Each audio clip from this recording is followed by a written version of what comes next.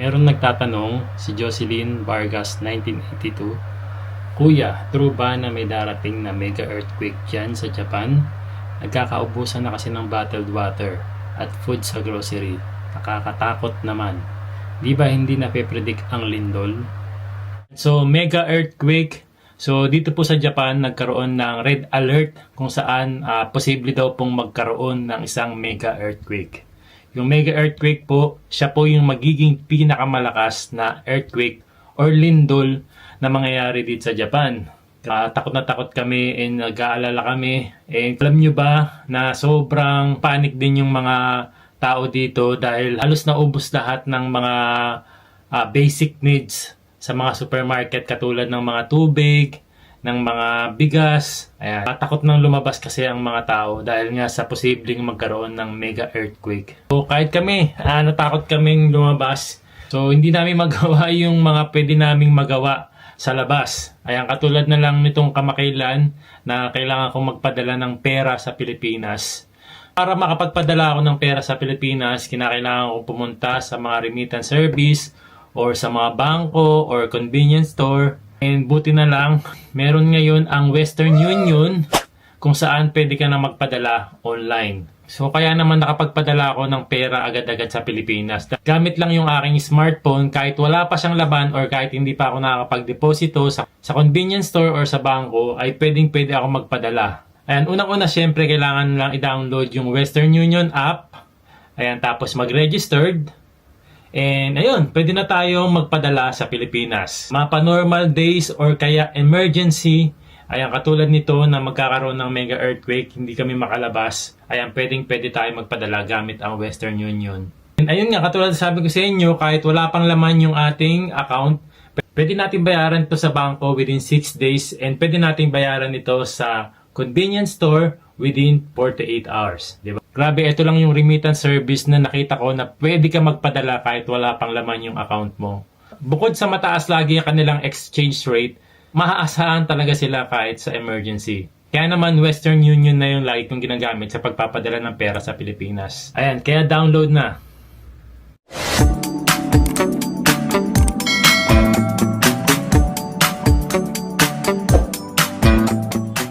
Ayan. So magandang araw po.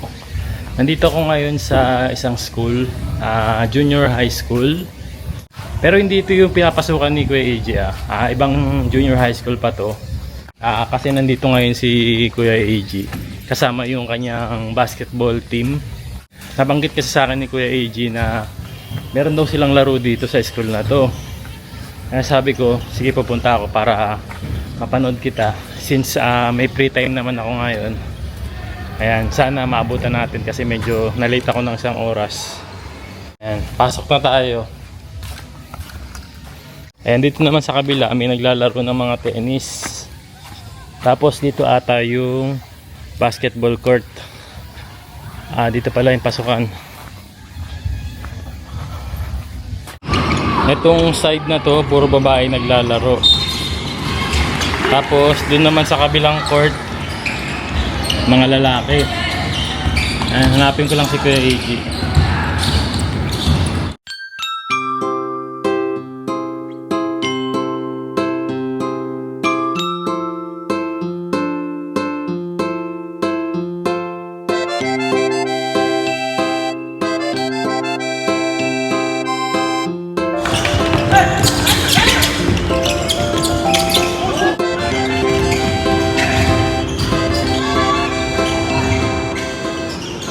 Ayan. So, natapos na yung laro nila Kuya AJ. Di bali 3 game yung napanood ko sa kanila. Pero, hindi man lang naipasok si Kuya AJ. Hindi man lang siya nakapaglaro.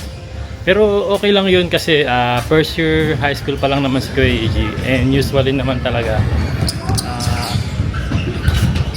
pag first year high school, hindi nila agad pinapasok. Ang training pa lang din talaga. Pero possible din naman na makalaban, pero bihira talaga. Nagbaka sakali lang tayo, baka makipasok si Kuya AJ ngayon. Pero yun, di bale, baka next time makapasok na siya. So yan, nandito kami ngayon ni Aya sa police station. Papakulong ko na to. Ayan. Show tayo ng lisensya. Lisensya, ayun. So, mag-extend tayo ng lisensya. Ibig sabihin ng Encho is extend. Renewal ng lisensya niya ngayon. Yan, dito yan sa police station. Ha? Bawal daw camera dito.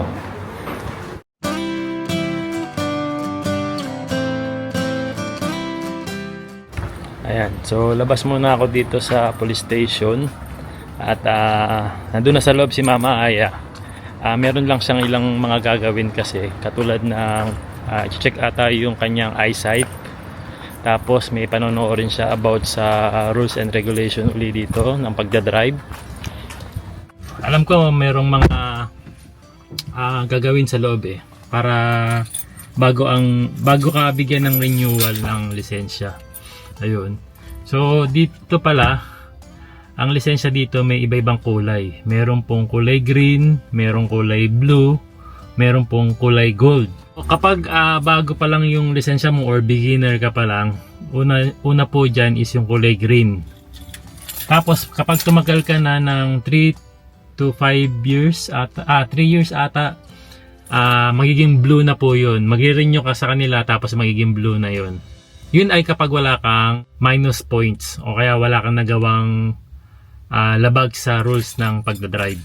Tapos after 3 years uli, magiging gold na yun. Yun ay kung wala ka ring uling nilabag na rules about sa pagdadrive po. Si Mama Aya kasi ngayon ay naka-gold na. Kasi sobrang tagal na rin yung nagdadrive and wala siyang minus points, wala siyang nilabag na rules. Kaya gold main queue na siya kung tawagin. Gold license na siya. Dahil wala pa rin siyang nilabag na rules about sa pagdadrive. So yung pagre-renew niya ngayon ng license, gold pa rin siya. Alam ko kasi may mga benefits dito kapag gold main queue ka. Ayan. Mamaya sa search ko, tapos lalagay ko na lang dito. Ako naman, blue license pa lang ako kasi baguhan pa lang ako sa pagdadrive din Mas naunang nagkaroon ng lisensya sa akin si Mama Aya kasi dati na siya nakatira talaga rito sa Japan. So yun, bawal kasi mag-video rin sa loob. Baka pagalitan tayo kaya dito na lang ako nag-video. Tapos dito ko na lang antayin si Mama Aya. Ang maganda rin dito kapag magre-renew ka ng lisensya, meron silang isa-send sa'yo na notification. Ito katulad nito. Kung kailan ka pwedeng mag-renew. Mas madali mo siyang matandaan kasi 1 month before and after 1 month ng birthday mo, yung range ng pagre-renew ng lisensya mo. Halimbawa, si Mama Aya, September 19 siya, ang birthday niya. So, pwede na siyang mag-renew ng lisensya niya from August 19 to October 19. Yun, before and after ng birthday niya. 1 month before and after ng birthday niya. Ako naman katulad ko, December 7 po yung birthday ko. Ang renewal ng lisensya ko, November 7 to January 7. Ayan. Madaling matandaan. Pero hindi naman siya yearly Kumbaga, siyempre 3 years renewal ng lisensya po dito. Sa atin kasi sa Pilipinas, hindi ko alam kung paano. Kasi hindi ako nagkaroon ng lisensya sa Pilipinas.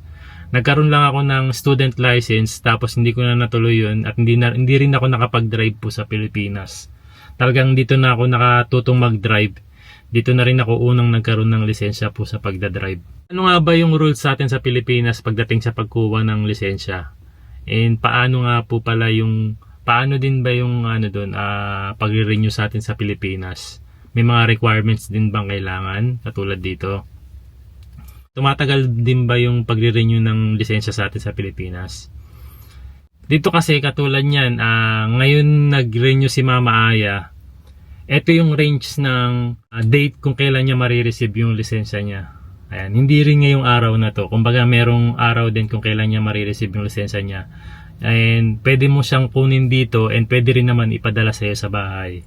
Ayan. So may bayad ba yung pagre-renew ng lisensya dito? Mamaya tatanong kay Mama Aya kasi nakalimutan ko kung magkano yung binayad ko. Alam ko may bayad ang pagre-renew ng lisensya. Ayan, singit ko na lang din sa mga nagtatanong. Magkano daw ba yung pagkuha ng driver's license dito o yung pag-aaral ng driving dito sa Japan? Ayan, so nung nag-aral po ko, ang binayaran ko po nun is 280,000 yen. Pero usually nag-range talaga yung pag-aaral ng driving dito is 250,000 yen hanggang 350,000 yen. Ayan, depende po sa driving school na pupuntahan nyo. And ang maganda rito, pag mag-aaral ka ng driving, syempre hindi ka pa marunong mag-drive, libre na po yung pagsundo sa bahay nyo. Kung anong oras ka mag-aaral, susunduin ka nila sa bahay, tapos kung anong oras matapos yung pag-aaral mo, iaatid ka rin mismo sa bahay. Libre na po yung, kasama na po yun sa binayaran nyo. Ano pa ba yung mga gusto nyo malaman? Ayan, comment nyo na lang kasi hindi ko na maisip kung ano yung pwede kong i-share sa inyo eh. Yes! Yun, kakatapos lang ni Mama Ayang Baka renew. wala. Anong ginawa sa loob, mahal? Nakalimutan ko eh. Nag-marathon lang kami. Ano yung marathon? Marathon, TV marathon. Nanood ka ng Nanood ng rules. 30 minutes yan. Tapos, 30 minutes kaming nanood ng mga, about sa, ano ba yan? rules and Rules regulation. of, traffic, mga accidents, mga ganon. Tapos, Anong possible na mangyari, mga ganon. kumbaga parang nire-refresh kayo eh, no? Nire-refresh. Nire-refresh yung mga mag-renew. Kaya magre-renew, magre-refresh. Oo. Tapos, may bayad ang ano, di ba? Pag ano, ang pag-renew ng license dito. Oo. Magkano? Ako, yun sa akin umabot ng 5,000 yen. 5,000 yen? Ganun pa. Gold, yes. Iba-iba ba yan? Pag blue? Iba-iba eh. Nakalimutan ko kasi yung sa akin kung magkano eh. Tapos bubutasan nila yung old license mo ng ganyan. Kahit hindi pa nare-receive yung ano. Oo. Sa bagay, So, nakalagay ibig naman sa sabihin likod eh, no? Oo, na nagpapa-renew.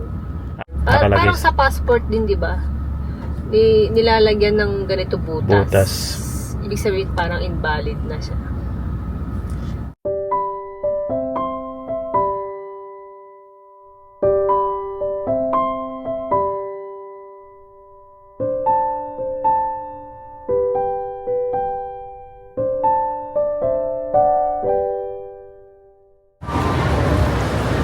Hi guys! Dito kami ngayon ni Mama Aya sa iyo. At kami mag-date muna. Bago tayo umuwi ng Pilipinas, mag-date muna kami dito sa iyo. Dito na kami mananangalian.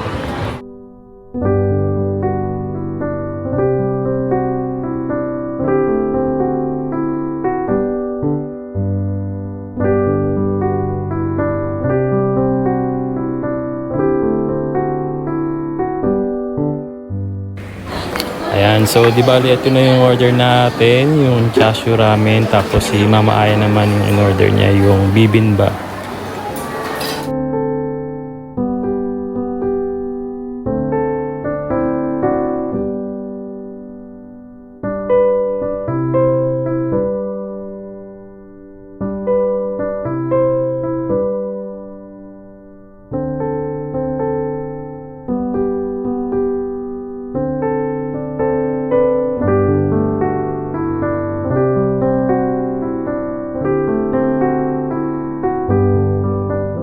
Ayan guys, ayan, after namin pumunta ng Iyon, dumiretso naman kami ni Mama Aya dito sa Top Supermarket. Ayan, mamimili muna tayo ng grocery natin bago tayo umuwi ng Pilipinas.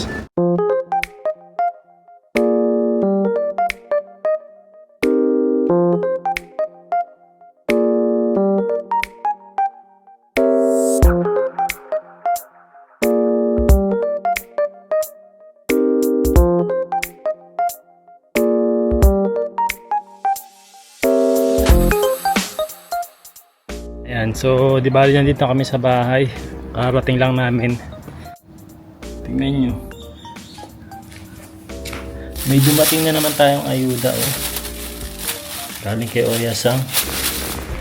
Ayan oh, binigyan na naman tayo ng ampalaya dito. Tapos meron ding bell pepper. Ayan.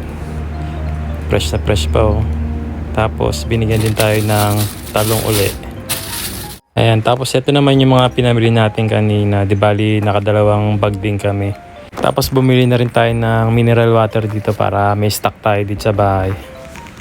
Ayan, so pakita ko na rin sa inyo yung pinamili natin ngayon. Di bali pang isang linggo to. Ayan, Aquarius para lalo na ngayong summer season. And Pocari Sweat, hindi mawawala yan. Ayan, bumili rin tayo dito ng nori na favorite ni Kuya AG sa ni Yuna Chang. And itong shishamo. So isang klase ng isda na native from Hokkaido. And napakasarap ito kapag iniihaw. Ayan. Tapos bumili tayo ng bell pepper dito. Hindi natin alam na may binigay pala si Oya-sang. Tapos itong isda. Saba. And ayan. Bumili rin tayo ng pork pang sinigang. Tapos ayan. Tofu para sa mabaw tofu. Ayan, bumili rin tayo rito ng aji. So, parang galunggong dito yan sa Japan. Ayan, bumili rin tayo ng tempura. Meron din tayo rito chicken na may parang breadcrumbs. Bumili rin tayo ng mushroom. Masarap to, lalo na kapag iihaw. Ayan, tiramisu na favorite dessert ni Mama Aya ngayon. Ayan, hindi mawawala syempre, natto. Tapos, yung paborito ni Kuya AG na cream pop. Ayan, gustong gusto niya yan. Kaya binilan siya ng marami ni Mama Aya. So yan, bumili rin tayo ng gatas syempre. Tapos yung Yakult na malaki na 910 ml na. Ayan. Pag mahilig ka sa Yakult, maganda yan. Malaki yan na. Tapos, bili tayo ng mantika. Ayan. And ano ba to? Gyoza. And mapo tofu sauce. Yan, paborito niya Kuya AG sa kanino na Chang. Tapos bumili tayo ng meatballs, pambaon-baon sa school nila. And hindi mawawala itong yasay juice, yasay fruits. Pinaghalo siyang vegetable and fruits na juice para sa mga bata. Ayan, so di ba ang total ng napamili natin ngayon ay ayan, 8,938. Lahat na po yan. Yan, kasama na natin si Yuna Chang saka si Kuya AG. So, dito na kami magdi-dinner sa Yakiniku restaurant. Request ng dalawang bata. Bago umuwi ng Pinas makakain tayo ng Yakiniku.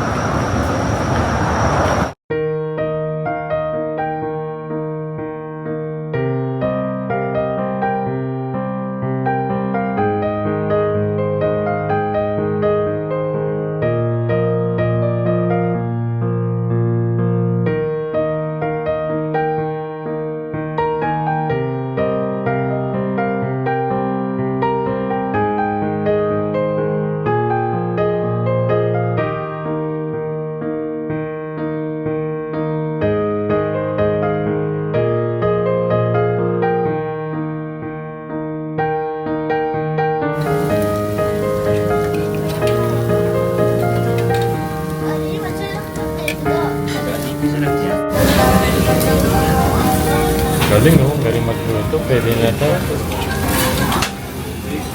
Marunong na po nagsasayang niya po. Euro bond.